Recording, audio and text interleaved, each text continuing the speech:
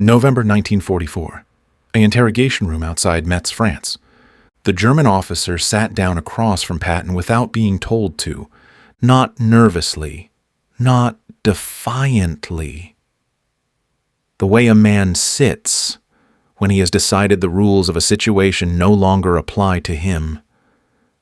He was a general, Wehrmacht, 3 years on the Eastern Front before France. His uniform was torn at one shoulder. Dried blood on his left sleeve, not his own. He had been captured 6 hours ago during a rearguard action that his unit had known, going in, was a death sentence. He was alive because his men had bought him enough time to surrender, and he knew that. He carried it visibly. Patton's intelligence officer, Major William Cross, had spent 2 hours with the prisoner before calling for the general. He told Patton, "This one is different. You should talk to him yourself." Patton had learned to trust Cross's instincts. He walked in, sat down, looked at the man across the table. The German looked back, not afraid, not performing, just present. They studied each other for a moment, two generals in a small room. Between them, the wreckage of a war that one of them was losing. Then the German said, in careful English, "I have a question for you." The interpreter started to speak. Patton held up a hand. His English was clear enough. He said, "Ask it." What the German asked next stopped the room cold, and what Patton said in response was not what anyone expected. Before we continue, make sure you subscribe. We tell the World War II stories that show what happened when two soldiers stopped fighting long enough to tell each other the truth. The German officer's name was General Karl Brenner, 52 years old. Career military, same as Patton. He had served in the First War as a young lieutenant, spent the years between the wars teaching tactics at a military academy outside Berlin, and when the Second War came, he had commanded with what his own officers described as cold precision and absolute loyalty to his men. He was not a fanatic. He was not a believer, not in the way that word meant something specific in 1944. He was a soldier who had made soldiering his life and was now watching that life reach its conclusion in a way that left no room for illusion. Cross had noted in his briefing, he has no interest in intelligence exchange. He has told us nothing and will tell us nothing. He understands his situation completely. He is not afraid of us. He appears to be thinking about something else entirely. Patton had read that line twice. Then he'd come down himself. Now he sat across from Brenner and waited. Brenner said, "I have studied you for 3 years. Your movements in North Africa, Sicily, the breakout at Avranches. You are the best commander on the Allied side. Perhaps the best commander in this war, on either side." He said it the way you state a fact, no flattery in it, no strategy. Patton said, "You didn't ask me here to tell me that." Brenner said, "No. I came here to ask you something. I have been thinking about it since this morning, when I understood the day was finished." Patton said, "Ask." Brenner folded his hands on the table. He looked directly at Patton.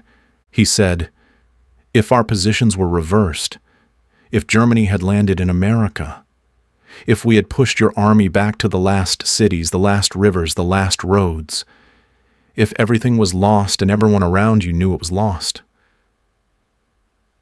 would you have kept fighting?" The room was very quiet. Cross, standing near the door, did not move.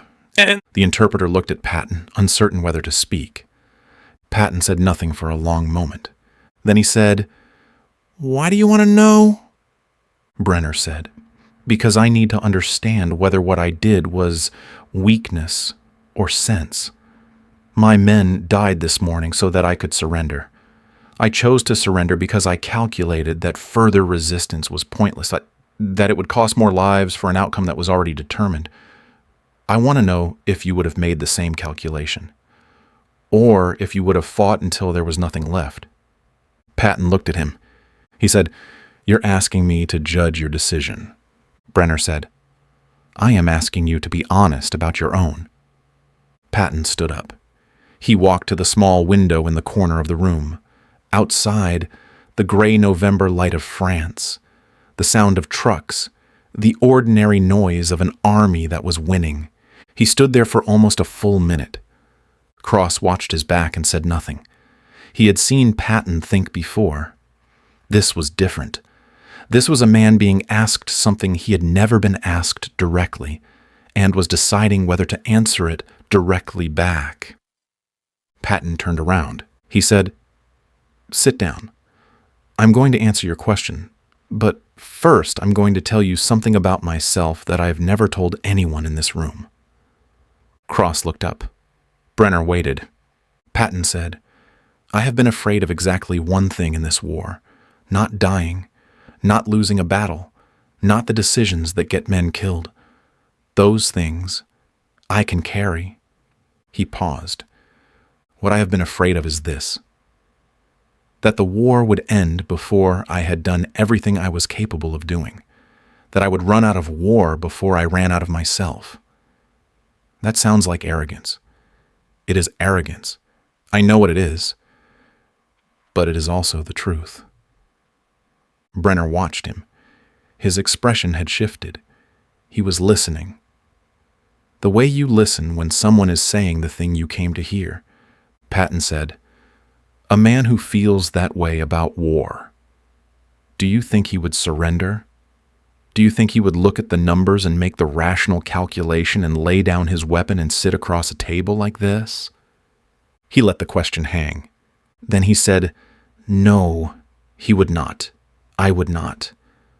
I would have fought until they pulled the rifle out of my hands, not because it was smart, not because it would have changed anything, because I am built in a particular way, and that is how I am built." He sat back down. He said, "That is my honest answer to your question. I would have kept fighting, not out of courage, out of what I am." The room was very still. Brenner was quiet for a long moment. Then he said something that no one in the room expected. He said, "Then you would have cost your men their lives for nothing. And you would have been wrong to do it." Patton looked at him. Not angry. Something more complicated than anger. He said, "Say that again." Brenner said it again. Slow, careful English. Every word chosen. He said, "You would have been wrong. A general who fights past the point of possibility is not brave. He is vain. He is spending his men's lives to avoid admitting that the situation is larger than he is. I know this because I have watched men do it. I have been tempted to do it myself. This morning I chose not to. My men are alive because I chose not to. And I need to know if that choice was honorable or if it was the choice of a man who had simply run out of the will to continue." Patton stared at him. He said, "You surrendered to save your men. Not because you were broken. Because you did the math and the math told you the only thing left worth saving was the people." Brenner said, "Yes." Patton said, "And you want me to tell you that was the right decision." Brenner said, "I want you to tell me what you actually think, not what is diplomatic, not what a victor says to a defeated man to make the surrender bearable, what you think." Patton leaned forward. He was quiet for a moment. Then he said something that Cross would write in his private journal that night and never publish until 1971. He said, "I think you are a better general than I am." Brenner's face showed nothing. He waited. Patton said, "I mean that without qualification. A general who can make the decision you made this morning, who can look at everything he has built his life around and set it down because the situation requires it. That is a harder thing than anything I have ever done. I could not have done it. I know myself well enough to know that. What you did took a kind of strength I don't have. He paused. He said, "I have always believed that the general who fights the longest wins. You are showing me that the general who knows when to stop is something I never learned to be." The room was very quiet for a long time. Then Brenner said, "Your men are fortunate that the situation never required it of you." Patton said, "Yes, they are." Cross escorted Brenner back to Holding an hour later. At the door, Brenner stopped. He turned back to Patton, who was still sitting at the table. He said, "One more thing." Patton looked up. Brenner said, "You said you would have kept fighting because of what you are, because you are built that way. I believe you. But I want you to know. The fact that you can see it clearly, the fact that you can name it as vanity even while you feel it, that is not nothing. Most men who are built that way cannot see it at all." He held Patton's eyes for a moment. Then he said, "That is the difference between a great commander and a dangerous one." He walked out. Cross processed Brenner through the standard prisoner pipeline. He went to a camp in southern France, then to England, then home to Germany in 1946. He never spoke publicly about the conversation.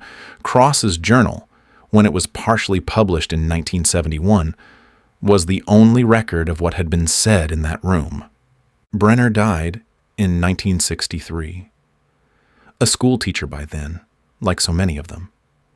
History at a gymnasium outside Cologne. His former students remembered a man who talked about military history the way other teachers talked about literature, not tactics, not battles, what decisions revealed about the men who made them.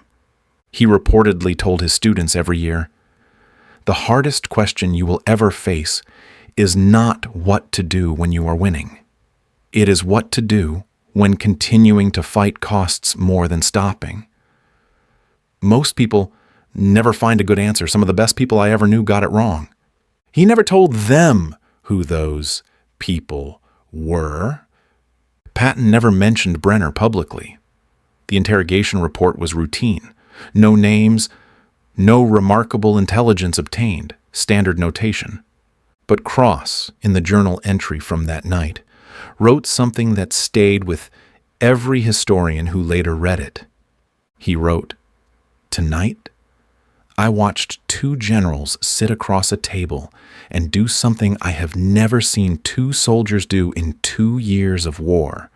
They told each other the truth about themselves, not the truth that makes you look good, not the truth that wins arguments, the other kind, the kind that costs something." Patton told a German general that he would have fought past the point of reason because vanity is how he is built. He used that exact word, vanity, about himself. I have never heard him speak about himself that way. I'm not sure I have heard any senior officer speak about himself that way. Brenner told Patton that surrendering his army this morning was the hardest thing he had ever done in 30 years of military service, and he needed to know from the one man whose opinion he respected whether it was the decision of a general or the decision of a man who had simply run out. And then Patton told him it was neither. He told him it was the decision of a man who understood something that most soldiers never learn, that the war is not the point. The men are the point. The war is just the circumstance. I believe he meant it. I have been with Patton for 2 years, and I know when he means something and when he is performing. Tonight he meant it. It lasted about 40 minutes. Then Brenner said the thing at the door about great commanders and dangerous ones. Then he left. Then Patton sat at the table alone for a moment, not moving, before he stood up, straightened his jacket, and walked out without a word to anyone. He went back to being Patton. But for 40 minutes, in a small interrogation room outside Metz in November 1944, he was just a man sitting across from another man, trying to work out together what it means to give everything you have to something and then ask yourself honestly whether you gave it wisely. I don't think either of them arrived at a complete answer. I have been thinking about it ever since. I am not sure there is one. What would you have done in Brenner's position? Would you have kept fighting, or would you have made the calculation? Let us know in the comments below. And if you want more World War II stories, the ones where the most important battles were fought with words, make sure you subscribe.